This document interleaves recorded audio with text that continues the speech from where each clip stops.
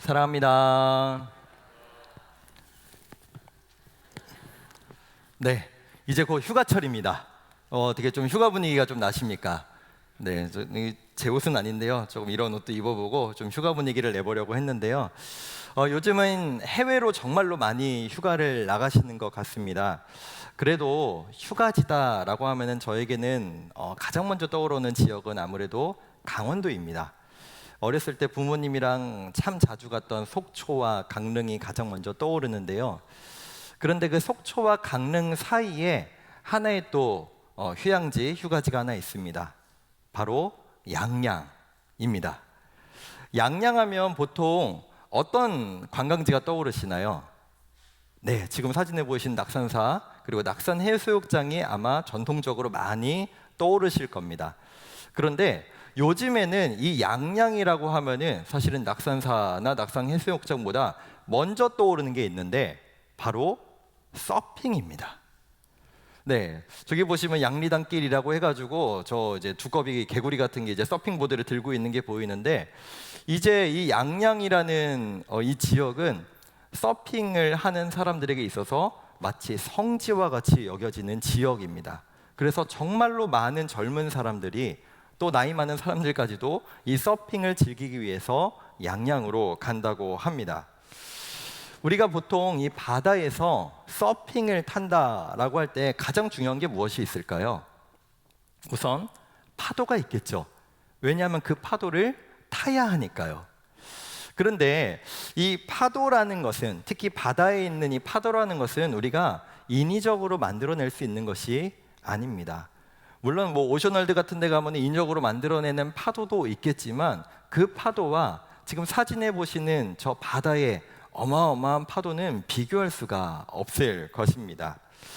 이처럼 파도라는 것은 이 사진을 보시는 것처럼 한편으로는 눈으로 보기에 참 멋지기도 하고 대단해 보이기도 하지만 이 파도는 우리가 제어할 수도 없고 이 파도를 우리가 인위적으로 어떻게 할 수 있는 것이 아니기 때문에 때로는 우리에게 무서운 자연현상으로 인식되기도 합니다.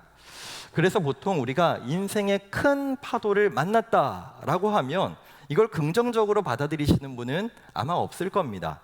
어려움을 당했다, 위기를 당했다, 문제가 생겼다 등으로 우리는 보통 인식을 하죠. 그런데 이 서핑을 하는 사람들은요, 이 파도를 두려워하는 것이 아니라 오히려 더욱더 큰 파도를 타기 위해서 이 바닷속으로 뛰어드는 것을 우리는 볼 수 있습니다. 제가 지금 이 자리에서 뭐 파도 타기를 뭐 직접 뭐 물을 막 해가지고 할 수는 없고 좀 비슷한 것을 좀 가져가 왔습니다. 네, 예쁘죠? 네, 비슷한 걸 좀 가져와 봤는데 제가 조금 이 자리에서 제가 뭐 바다에서 파도는 못 하겠지만 좀 비슷한 걸 좀 타보도록 하겠습니다. 네, 해서 제가 이걸 뭐 오랫동안 탈 수는 없고 한 10초 정도만 타는 모습을 보여드릴 텐데요. 네, 잘 될 수 있을지 오늘 새벽에도 미리 나와서 한번 연습을 해봤는데 타보겠습니다. 네, 잠시만요. 네, 다시 한번 해볼게요. 이게 제가 오늘 양말을 잘못 신고 왔어요. 양말이 너무 미끄러워가지고 네, 오늘 아침에 큰일 났다라는 생각이 들었는데 양말을 벗고 맨발로 타야 되나? 네. 잠시만요. 제가 다시 타볼게요. 네, 감사합니다. 제가 오늘 아침에 40초까지 타봤는데 네.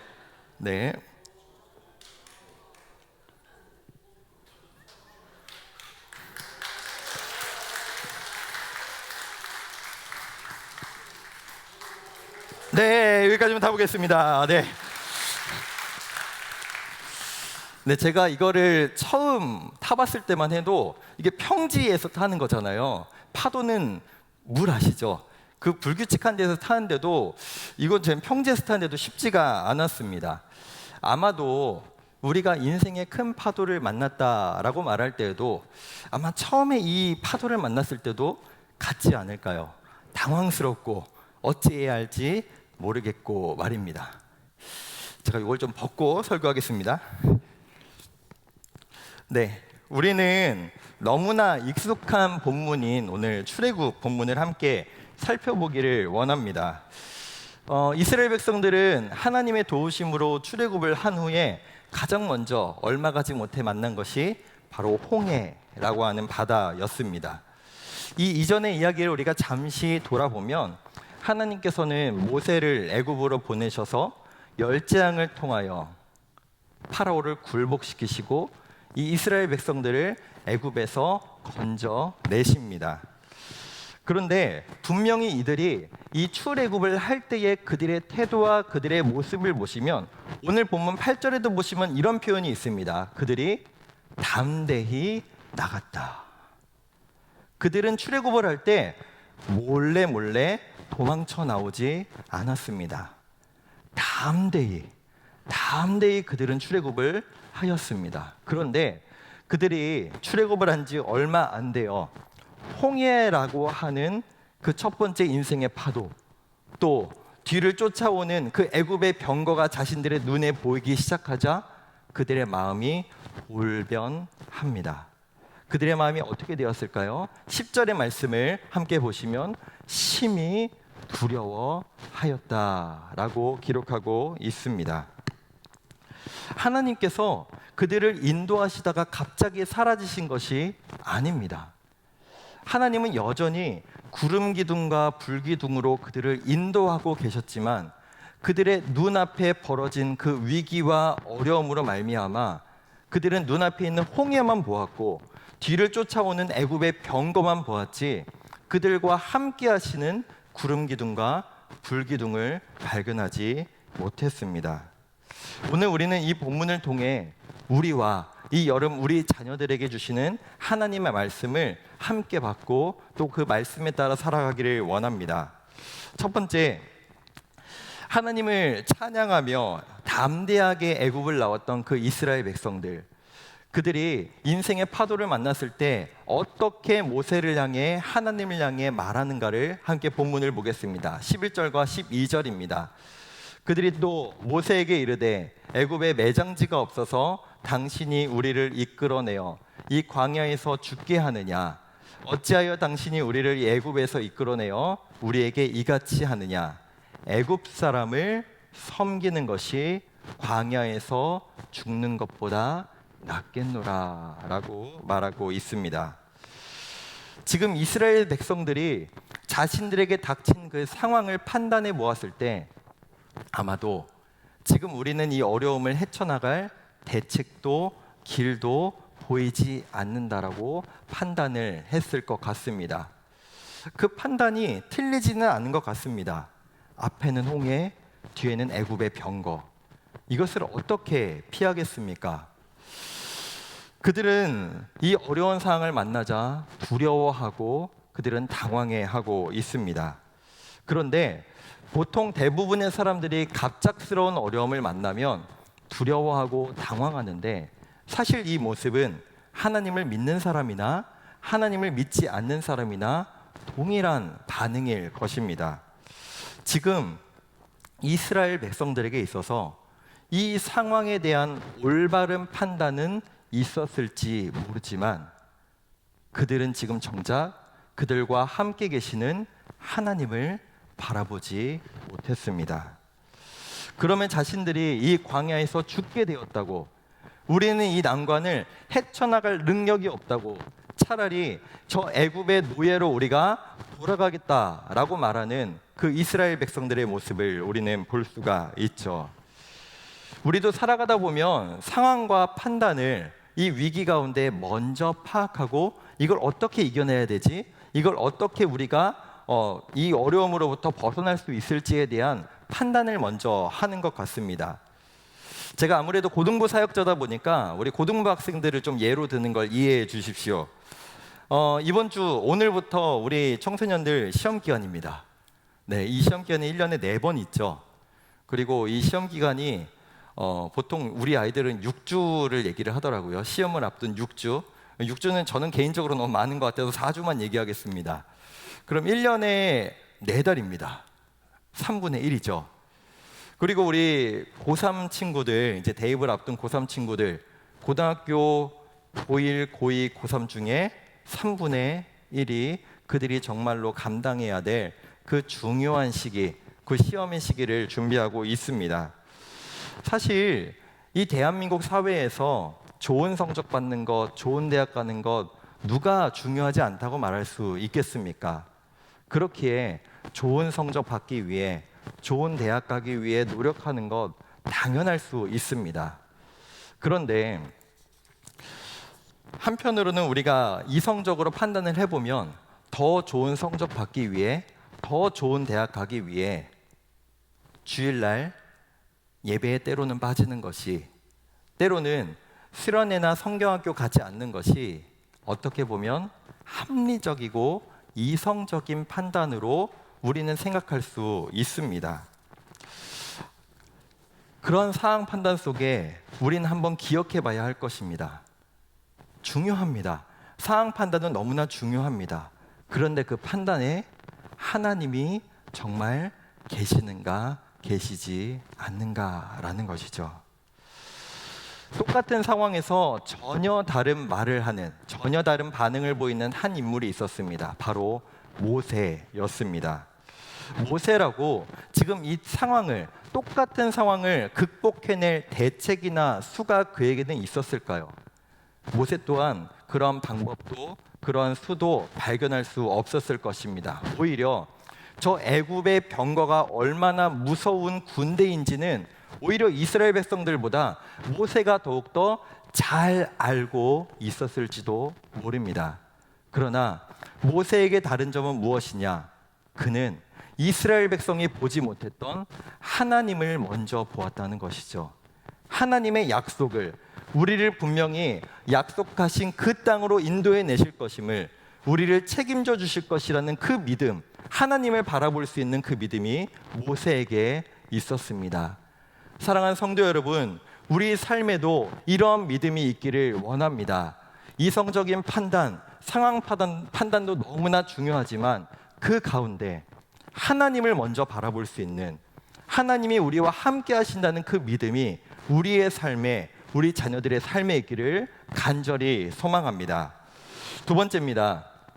이스라엘 백성들은 그 위기를 만나자 이렇게 반응하죠. 차라리 우리는 애굽의 노예로 돌아가겠다라고 말입니다.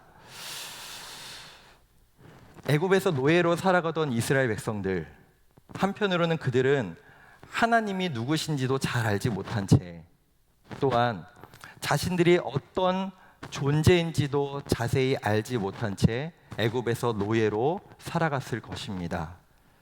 그들을 하나님께서 구원해 내셔서 출애굽하게 하셔서 새로운 삶을 살아가도록 인도하셨습니다. 우리 또한 마찬가지입니다. 죄의 노예로 살아가던 우리들, 하나님께서 마치 이스라엘 백성들의 그 문 앞에 양의 피를 뿌려 그들을 유월절로 인하여 출애굽하게 만드신 그 하나님께서 우리 또한 그리스도의 피를 뿌려서 영적인 출애굽을 하게 하셨습니다. 그렇게 이스라엘 백성들도, 우리들도 하나님 아래 새로운 삶을 살아가게 되었죠. 그런데 이런 생각을 해봅니다. 그 수백만이나 되는 히브리 백성들, 이스라엘 백성들, 그들을 한순간에 잃어버린 바로는 얼마나 분하고 억울했을까요? 또한 죄의 노예로 살아갈 수밖에 없는 우리를 하나님께 빼앗겨버린 그 마귀는 얼마나 분하고 억울하겠습니까? 저거 원래 내 거였는데, 저거 원래 내 마음대로 쓸 수 있는 거였는데, 저거 원래 내가 원하는 곳에 마음대로 사용할 수 있는 거였는데 하나님께 빼앗겨버리게 된 거죠. 찰스 스펄전 목사님께서 이런 말씀을 하셨습니다. 사탄은 아직 당신을 잊지 않았다. 다시 노예로 삼기 위해 노심초사하고 있다라고 말입니다. 사랑하는 성도 여러분, 사단은 아직 우리를 잊지 않았습니다. 아직 우리를 포기하지 않았습니다. 더불어 우리 자녀들을 포기하지 않았습니다. 이 긴 코로나 기간 동안 우리는 성경학교도 수련회도 제대로 진행하지를 못했습니다. 우리 아이들 밖으로 나가지도 못한 채 그저 스마트폰과 TV에 의지하여 넷플릭스와 유튜브로 시간을 보내야 했던 우리 아이들, 사단이 그 모습을 보며 얼마나 기뻐하고 얼마나 쾌감을 느꼈을까요? 그러나 이제 2023년 이 여름에 우리는 마음껏 수련회도 성경학교도 진행할 수 있습니다. 작년과 같이 마음 졸여하면서 마스크 쓰고 성경학교하고 수련회 진행하지 않아도 괜찮습니다. 그러나 마귀는 이때에 더 역사하여 발악할 것입니다. 우리 자녀들을 그 은혜의 자리로 가지 못하게 하기 위해서 어제 담임 목사님께서도 설교 때 말씀하셨지만 하나님 나라가 확장될수록 마귀는 그것을 막기 위해 발악할 것입니다.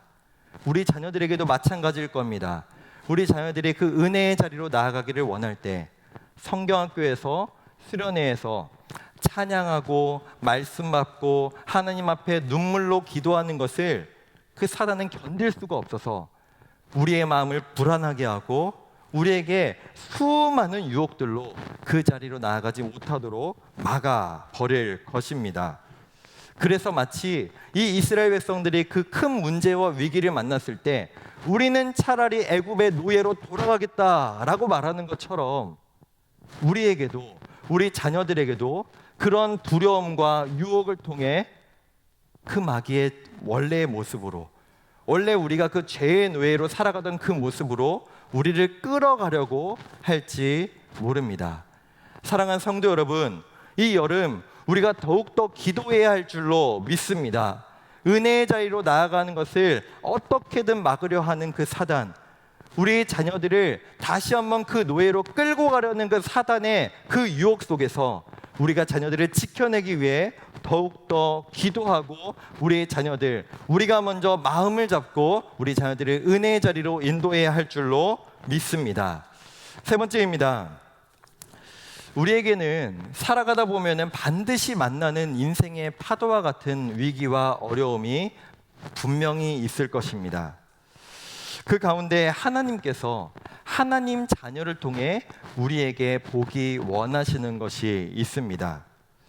사랑하는 성도 여러분, 우리 자녀들이 인생을 살아가다가 어려운 파도를 만났을 때 어떻게 반응하는, 어떻게 살아가는 인생이 되기를 원하십니까? 내 눈앞에는 홍해고 내 뒤에는 애굽의 병거로 말미암아 우리 다 죽었다. 난 이제 아무것도 할 수 없다. 차라리 나는 저 애굽의 노예로 돌아가겠다라고 말하는 우리 자녀들의 모습을 보고 싶으십니까? 아니면 모세와 같이 하나님을 의지하고 하나님을 바라보며 믿음의 선포를 하는 우리 자녀들의 모습을 보고 싶으십니까? 눈앞에 있는 불기둥과 구름기둥을 발견하지 못한 채 두려워함으로 말미암아 그저 하나님을 원망하는 그들의 모습을 아마 우리는 아무도 원하지 않을 것입니다. 모세는 그러한 두려움 속에 빠진 이스라엘 백성들을 향해 이렇게 선포합니다. 13절, 14절의 말씀입니다. 노란색 부분만 제가 읽겠습니다. 너희는 두려워하지 말고 가만히 서서 여호와께서 오늘 너희를 위하여 행하시는 구원을 보라. 아멘. 이 모세의 모습이 우리 부모들에게 먼저 있어야 할 줄로 믿습니다. 저는 원래 서핑에 전혀 관심이 있는 사람이 아닙니다. 제 지인 중에 서핑을 너무 좋아해서 진짜 양양에 이제 정착을 해서 살았던 이제 지인도 있었는데요. 이 서핑에 대해서 설교를 준비하면서 검색을 해보니까 정말 집채만한 파도 속으로 이 서퍼들이 이 보드 하나 들고 뛰어드는 모습을 봅니다. 근데 한편으로는 그런 생각을 해봅니다. 이 서퍼들이 처음부터 두려운 마음 없이 저 파도로 뛰어들 수 있었을까? 처음에 뛰어들 때 얼마나 두렵고 무서웠을까라는 마음입니다. 제가 사실 이 보드를 구입한 게 한 6주쯤 됐습니다. 되게 오래됐죠. 네, 오래됐는데 문제는 뭐냐면은 이거를 구입하고 5층 이제 교육자실에서 처음 게시를 했습니다. 그때 아마도 5층에 계신 박심원 목사님, 하민영 강도사님, 정태영 전도사님 이렇게 세 분이 계셨던 것 같은데 제가 이걸 뭣도 모르고 이제 올라탄 거죠. 근데 올라탄 순간 사라졌습니다. 날아갔습니다. 한순간 진짜 공중에 떠서 머리부터 떨어졌거든요. 정말 별이 보인다는 게 이런 거구나. 어렸을 때나 경험했던 진짜 머리에 꽝 박아가지고 정신을 못 차리는 경험을 너무 오랜만에 했습니다. 그런데 그때 이후로 드는 생각이 뭐였는지 아십니까? 두려웠습니다. 또 넘어질까 봐. 또 여기서 떨어질까 봐. 그래서 그뿐만이 아니라 이제 주변에 이제 사역자분들이 이제 이렇게 얘기하는 겁니다. 조심해야겠다고, 진짜 다치겠다고 이런 말을 저한테 계속해서 하니까 제 마음에 처음에는 진짜 서커스 하는 것처럼 이걸 성도님들 앞에 보여야겠다라는 마음으로 미리 구입을 했는데 못 하겠더라고요. 두려웠습니다. 심지어 주변 사람들까지 그거 타면 위험하다 이렇게 말하니까 스스로 합리화를 하면서 그래 저거 타면 안 돼, 저거 타다 다치면 큰일 나, 이런 마음이 제 마음을 사로잡았습니다. 근데 문제는 뭘까요? 점점 6월 26일은 가까워져 온다는 겁니다. 실전이 가까워져 옵니다. 어쩔 수 없이 지켜주시겠지라는 마음으로 이제 올라타기 시작했는데요. 이런 것 같습니다. 두려움이 마음을 사로잡으면 함부로 그렇게 살아갈 용기가 나지 않습니다. 그럼 바꿔서 이렇게 생각해 볼 수도 있을 것 같습니다.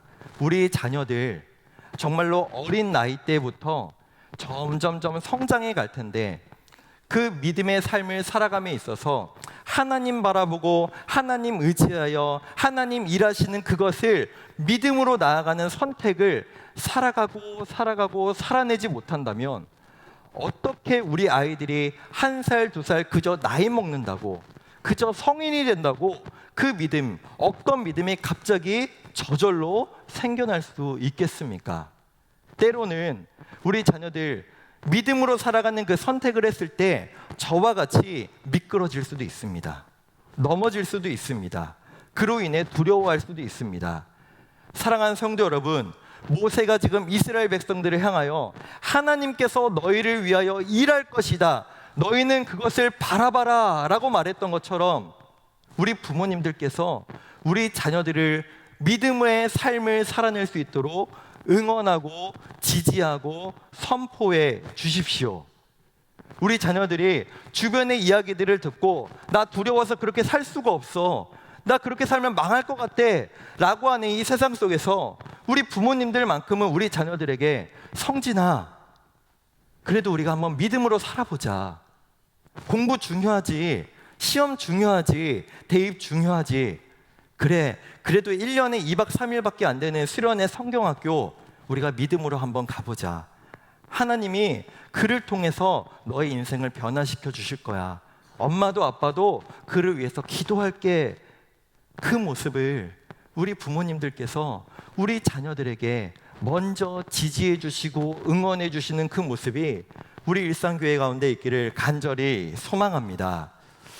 제가 사실 오늘 이 설교를 준비하면서 마음의 부담이 좀 많았습니다. 아시다시피 저에게도 3살 된 딸이 하나 있는데요. 이 딸을 키우다 보니까 한편으로는 자녀 없는 사람들이 아이를 키우는 거에 대해서 이야기하는 것을 들을 때 가끔은 코웃음이 나더라고요. 그런데 한편으론 제가 지금 아무래도 청소년 부모들이 조금 청소년에 맞춰서 말씀을 전했지만 이런 생각을 해봅니다. 청소년을 이미 키우신 우리 성도님들, 그리고 그 청소년을 키우고 계신, 양육하고 계신 우리 성도님들 보시기에 오늘 말씀을 듣고 이런 생각이 드실 수 있죠. 아유, 오목사 한번 키워봐라, 안 키워봐서 모른다, 한번 수험생 자녀 키워봐라. 맞습니다. 제가 그래도 나름 청소년 사역 이제 14년인가 15년 했거든요. 그렇지만 저는 우리 부모님들, 청소년들 양육하신 우리 부모님들의 마음을 절대 안다고 말할 수 없을 겁니다. 어찌 알겠습니까? 그리고 오늘 말씀을 이렇게 전하지만 한편으로는 저도 약 15년쯤 지나서 수험생 부모 되고 청소년 부모 됐을 때 저도 제 자녀, 제 딸내미 시험 성적 잘 못 받으면 어떡하나, 대학교 못 가면 어떡하나 노심초사하면서 두려워하는 그런 목사가 될 수도 있다는 생각도 합니다. 그러나 사랑하는 성도 여러분, 저는 이 시간 우리가 함께 하나님의 말씀을 받고 함께 도전받았으면 좋겠습니다. 우리 자녀들 믿음으로 살아낼 수 있도록, 이미 성인이 된 아이들, 자녀들도 있을 것이고, 지금 청소년이 된 자녀들도 있을 것이고, 아직 청소년이 되지 않은 자녀들도 양육하고 계신 부모님도 계시겠지만, 우리 모두가 한마음 한뜻으로 주님 앞에 나아갔으면 좋겠습니다. 주님, 우리 자녀를 지켜주시옵소서. 우리 자녀를 만나 주시옵소서. 우리 자녀가 믿음의 사람이 될 수 있도록, 믿음의 선택을 하며 살아갈 수 있도록 주여 우리를 사용하여 주시옵소서라고 말입니다. 말씀을 맺겠습니다. 우리 자녀들의 신앙은 결코 한순간에 성장하거나 뒤집어지지는 않을 경우가 훨씬 많을 것입니다. 우리가 하나님 의지하여 믿음으로 선택하는 그 삶을 평생 살아가지 않았는데 갑자기 어떻게 그 믿음이 생겨날 수 있겠습니까? 사랑하는 여러분, 우리 자녀들이 인생의 파도를 만났을 때 하나님을 바라보고 하나님 앞에 믿음으로 반응하는 우리 자녀들 되기를 간절히 원합니다.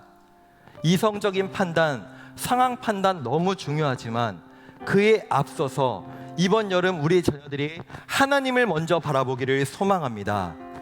마귀가, 사단이 우리 자녀들을 삼키려고 하지만 우리가 우리 자녀들을 마귀에게 내두지 않고 하나님을 의지하고 기도로 우리 자녀들을 지켜내기를 간절히 소망합니다.